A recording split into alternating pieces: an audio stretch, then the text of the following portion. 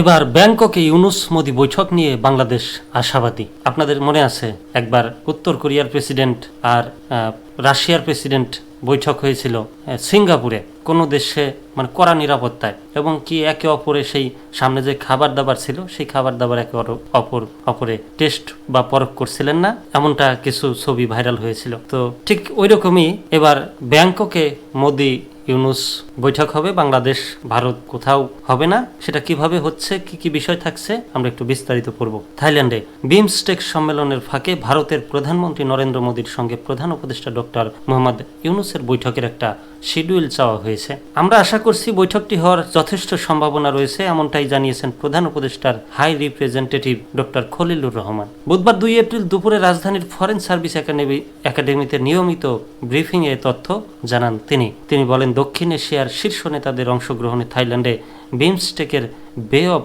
Bengal initiative for multi sectoral technical and economic cooperation ষষ্ঠ শীর্ষ সম্মেলনে যোগ দিতে বৃহস্পতিবার 3 এপ্রিল সকাল 9টায় ব্যাংককের উদ্দেশ্যে রওনা দেবেন প্রধান উপদেষ্টা ডক্টর মোহাম্মদ ইউনুস। শুক্রবার 4 এপ্রিল রাত 8টায় তিনি দেশে ফিরবেন। ডক্টর খলিলুর রহমান বলেন, প্রধান উপদেষ্টা বিমস্টেকের পরবর্তী চেয়ারম্যান, তাই সব দেশের প্রধানদের সঙ্গে পরবর্তী করণীয় নিয়ে আলোচনা দরকার। বিমস্টেকটা কি, আমরা পরের একটা খবর এই বিষয়ে নিয়ে আলোচনা করব যে আসলে বিষয়টা কি। বুধবার থাইল্যান্ডের রাজধানী ব্যাংককে বিমস্টেক শীর্ষ সম্মেলন শুরু হয়েছে।